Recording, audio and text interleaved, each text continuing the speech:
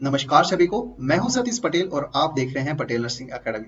आज के इस वीडियो में हम बात करने वाले हैं हॉस्पिटल में यूज किए जाने वाले मोस्ट कॉमन इंजेक्शन, चाहे वो वॉमिटिंग हो, एब्डोमिनल पेन हो, मेंस्ट्रुअल पेन हो, एसिडिटी हो, एलर्जी हो या फिर बहुत ज्यादा ब्लीडिंग है उसको रोकने के लिए। एज ए डिस्क्लेमर, सबसे पहले ये बताना जरूरी है कि यह वीडियो सिर्फ और सिर्फ एजुकेशन पर्पज के लिए बनाया गया है। डॉक्टर के बिना प्रिस्क्रिप्शन के कोई भी तरीके का इंजेक्शन लगाना या फिर प्रैक्टिस करना हम प्रमोट नहीं करते हैं। सबसे पहला हमारा इंजेक्शन है हायोसिन ब्यूटाइल ब्रोमाइड। कॉमनली इसको बस्कोपान के नाम से जाना जाता है। 1 ml का इंजेक्शन होता है जिसमें 20 mg डोज होता है। अब ये आईएम भी दिया जा सकता है, आईवी भी दिया जा सकता है। कब देते हैं? इंटेस्टाइन में जब क्रैम्पिंग पेन होता है, स्पाज्मोडिक पेन होता है, हिंदी में बोले तो बहुत ज्यादा मरोड़ वाला पेन होता है, उस केस में बस्कोपान इंजेक्शन दिया जाता है।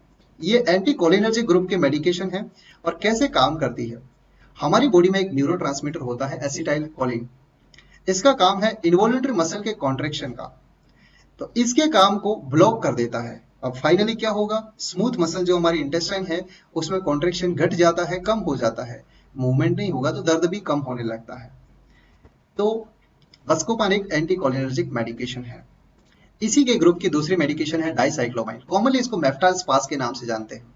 2 ml के इंजेक्शन में 20 mg अवेलेबल है और इसका भी काम करने का तरीका सिमिलरली बस्कोपान की तरह होता है, जो कि एब्डोमिनल क्रैम्पिंग पेन के लिए दिया जाता है।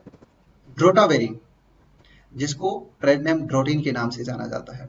इसके कुछ अलग इंडिकेशन हैं, जैसे कि मेंस्ट्रुअल पेन है, प्रेगनेंसी के टाइम में फॉल्स लेबर पेन होता है या कॉन्ट्रेक्शन होते हैं, उसको कम करने के लिए। साथ साथ किडनी स्टोन या यूरेटर में कोई स्टोन है, गॉल ब्लैडर में स्टोन है, तो उसके पेन को रिलीव करने के लिए भी ड्रोटिन दिया जाता है।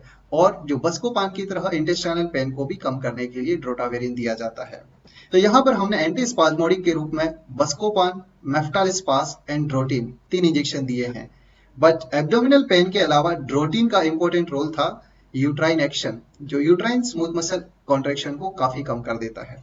और यदि आप इमरजेंसी ड्रग्स के बारे में atropine, adrenaline, noradrenaline, sodium bicarbonate, potassium chloride, dopamine, इस तरीके की मेडिकेशंस के बारे में ज्यादा डिटेल जानना चाहते हैं तो एक्सक्लूसिव वीडियो हमारे चैनल पर जाके जरूर देखें। इस वीडियो के डिस्क्रिप्शन में जरूर लिंक अवेलेबल होगा। अगला हमारा कॉमनली यूज इंजेक्शन है डाइक्लोफिनेक, जिसको ट्रेड नेम वोवेरन के नाम से जाना जाता है। इसको आईएम दिया जाता है और यदि आईवी देना है तो 100 ml एनएस में स्लोली आईवी इन्फ्यूजन में दिया जाता है। कब कब दिया जाता है? ऑर्थोपेडिक पेन या फिर मसल्स पेन में इसको दिया जाता है।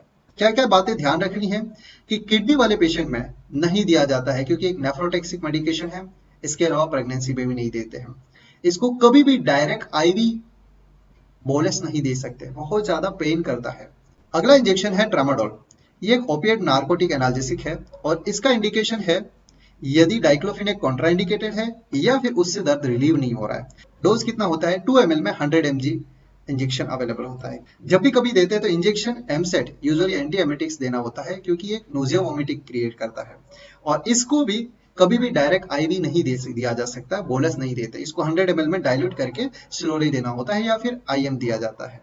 इसी के साथ ये नार्कोटिक एनाल्जेसिक्स है, तो ओवर द काउंटर ये मेडिकेशन अवेलेबल नहीं होती है मेडिकल स्टोर पे। नेक्स्ट है इंजेक्शन पैरासीटामोल। ये तो आप सभी को पता ही होगा, एंटीपायरेटिक फीवर को कम करने के लिए है। इसके साथ साथ ये इसका इफेक्ट पेन किलर एनाल्जेसिक के रूप में भी होता है। प्रीवियसली आईएम इंजेक्शन इस तरीके से अवेलेबल होते थे, बट आजकल इसको ना के बराबर यूज करते हैं। आईएम 100 ml आईवी इन्फ्यूजन में, जिसमें 1000 mg डोज होता है। इसको देते टाइम क्या क्या चीजें ध्यान रखनी होती है? बच्चों में इसका डोज कैलकुलेशन बहुत ही एग्जैक्टली होना चाहिए। थोड़ा सा भी ओवरडोज होने पे हेपेटोटॉक्सिक हो जाता है ये बच्चों में, और ओवर यूज करने पे हेपेटोटॉक्सिक एडल्ट में भी होता है। तो यहाँ पे हमने पेन रिलीव करने के लिए कितने तरीके की मेडिकेशन देती है। शुरुआत लेवल में डाइक्लोफिनेक देते हैं, कॉन्ट्राइंडिकेटेड है या फिर रिलीव नहीं हो रहा तो ट्रामाडोल, जो कि ओपिएट नार्कोटिक एनाल्जेसिक है, और फिर पैरासीटामोल भी एज एनाल्जेसिक या फिर फीवर कम करने के लिए हम दे रहे हैं। Next injection ट्रेनेक्सामिक acid. कॉमनली इसको ट्रेनेक्सा के नाम से जाना जाता है। ये 5 ml का इंजेक्शन होता है और इसको आईवी दिया जाता है, डायरेक्ट बोलस। कब? इसका इंडिकेशन क्या है? ब्लीडिंग रोकने के लिए। टू बी एग्जैक्ट बात करें तो ये एंटी फाइब्रिनोलाइटिक होता है। इसका काम करने का तरीका क्या है? अब नॉर्मली थक्का तो बन जाता है, ब्लीडिंग रुक जाता है यदि किसी में प्रॉब्लम नहीं है, परंतु कुछ पेशेंट में क्या होता है, थक्का बनता है वापस टूट जाता है, बनता है वापस टूट जाता है।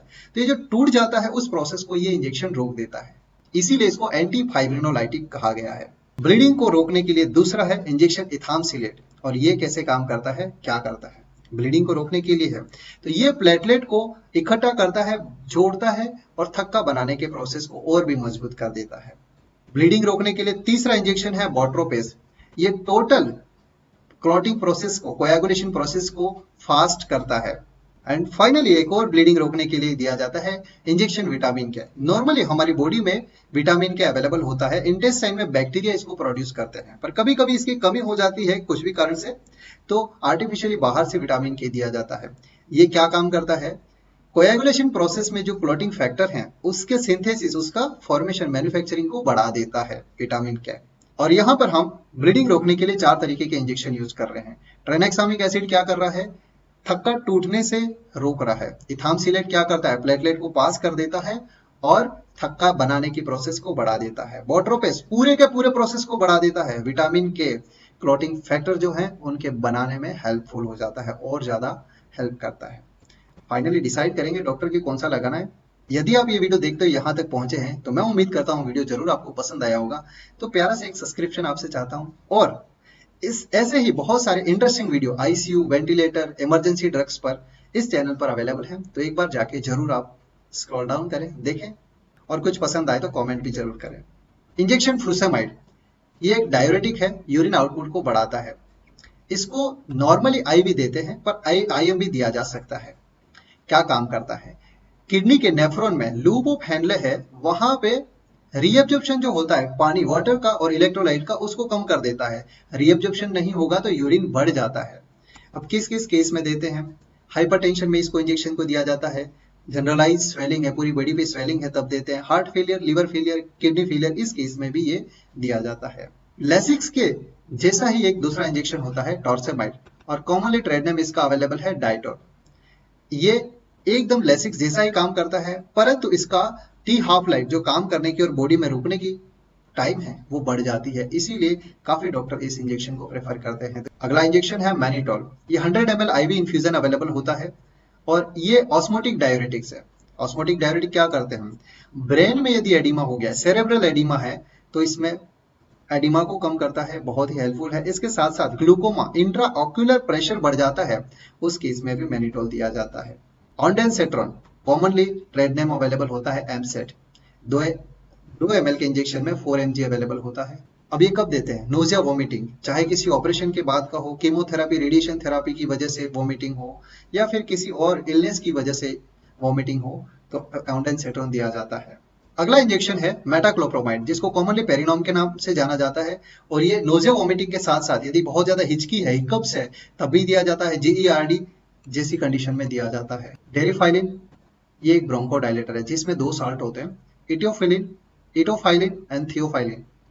कैसे काम करता है? ये नॉर्मल लंग्स में है, जो एयर लंग्स का ब्रोंकस का पासेज वे है, ये इस तरीके से नॉर्मल अवेलेबल होता है। बट जो आस्थमेटिक पेशेंट होते हैं, सीओपीडी पेशेंट होते हैं, यहाँ पे कंटिन्यूस क्रोनिक इन्फ्लेमेशन की वजह से अंदर का रास्ता, पासेज का बहुत नैरो हो जाता है, और इसके साथ साथ म्यूकस भी होता है। तो इस ब्रोंकस को डायलेट कर देता है, रास्ता ठीक हो जाएगा। डेरिफाइलिन का काम करने का तरीका। हाइड्रोकोर्टिजोन एक कॉर्टिकोस्टेरॉइड है। इसको कब दिया जाता है? एलर्जी कंडीशन, जैसे कि इचिंग, स्नीजिंग, बहुत ज्यादा रेसेस हो गए, इस केस में एलर्जी कंडीशन में हाइड्रोकोर्टिजोन दिया जाता है। इसके साथ साथ सीओपीडी, आस्थमेटिक अटैक की कंडीशन में भी देते हैं। तो ये क्या करता है? ब्रोंको कंस्ट्रिक्शन को रोकता है या रिलीव कर देता है, हाइड्रोकोर्टिजोन। हाइड्रोकोर्टिजोन जैसा ही कॉर्टिकोस्टेरॉइड डेक्सामेथासोन है, और वो भी सिमिलरली लंग्स पे काम करता है, एलर्जी कंडीशन में भी दिया जाता है। इंजेक्शन एविल, ये एंटीहिस्टामिन है, किसी भी सीवियर एलर्जिक कंडीशन में या फिर माइल्ड एलर्जिक कंडीशन में दिया जाता है। इसका सॉल्ट होता है फेनिराबिन मिलेट, और ये आईवी या आईएम दिया जा सकता है। इंजेक्शन डाइजेपाम, ये बेंजोडाइजेपिन ग्रुप का मेडिकेशन है, जो सेडेटिव, एंग्जियोलाइटिक के रूप में काम करता है। सेडेटिव कब देने की जरूरत पड़ती है? कोई पेशेंट है, साइकिक पेशेंट है, बहुत ज्यादा हाइपर एक्टिव है, उस केस में उसको कुछ टाइम के लिए सेडेट करने के लिए जरूरत पड़ती है। एंटी कन्वर्जेंट, यदि कोई पेशेंट अचानक कन्वर्जन हो जाता है, तो कन्वर्जन को रोकने के लिए डाइजेपाम इंजेक्शन यूज करते हैं। इंजेक्शन मिडाजोलम, और कॉमनली ये एंटी कन्वर्जेंट के रूप में यूज किया जाता है। जब भी कभी कन्वर्जन है तो मिडाजोलम इंजेक्शन एडल्ट में 2 to 3 ml आईवी बोलस दिया जाता है। अब बात करते हैं इंजेक्शन डाइजेपाम या फिर इंजेक्शन मिडाजोलम। वो दिए जाते हैं कन्वर्जन आ गया है तब उसको ठीक करने के लिए, रिलीव करने के लिए। और अब दोबारा हम बात कर रहे हैं कि इंजेक्शन एप्टोइन जो फेनिटोइन होता है वो पेशेंट को एक दो बार कन्वर्जन हुआ है पर अगली बार ना आए उसके लिए रूटीन में ये इंजेक्शन या फिर उनको टेबलेट दी जाती है। तो ये एंटी एपिलेप्टिक मेडिकेशन है एप्टोइन। इंजेक्शन लेवेरा कॉमनली जानते हैं और इसका सॉल्ट होता है लेवेटिरासेटम। इसको भी डाइल्यूटेड स्लोली आईवी देना होता है और ये भी एंटी एपिलेप्टिक मेडिकेशन है। इसकी टेबलेट फॉर्म भी होती है। तो कंटिन्यूस एक बार एपिलेप्सी कन्वर्जन हुआ है तो उसको लंबे टाइम तक ये इंजेक्शन देना होता है। तीसरा इस ग्रुप का है सोडियम वाल्पोरेट, यहाँ पे मैं ऐड नहीं कर पाया हूँ। इंजेक्शन पेंटाप्रोजाल प्रोटॉन पंप इनहिबिटर है जो कि स्टोमक के एसिड सिक्रेशन को घटा देता है। इसी के ग्रुप का दूसरा है ओमेप्राजोल और यह भी एक प्रोटॉन पंप इनहिबिटर है जो कि एसिड सिक्रेशन को घटा देता है। रेनिटिडिन कॉमनली इसको रेंटेक के नाम से जाना जाता है। ये H2 रिसेप्टर एंटागोनिस्ट है और ये GERD या एसिडिटी की कंडीशन में देते हैं। काम कैसे करता है? स्टोमक के HCl सिक्रेशन को कंसेंट्रेशन को घटा देता है, सिक्रेशन को भी कम कर देता है। इंजेक्शन मेट्रोनिडाजोल ये 100 ml IV इन्फ्यूजन के रूप में अवेलेबल होता है और गैस्ट्राइटिस, एंटराइटिस, कोलाइटिस इस तरीके की कोई इंटेस्टाइनल प्रॉब्लम है, सॉफ्ट ऑर्गन में इन्फ्लामेशन हो गया है तो इस इंजेक्शन को दिया जाता है। आयरन सुक्रोज एक आयरन सप्लीमेंट है, एनीमिक पेशेंट में दिया जाता है।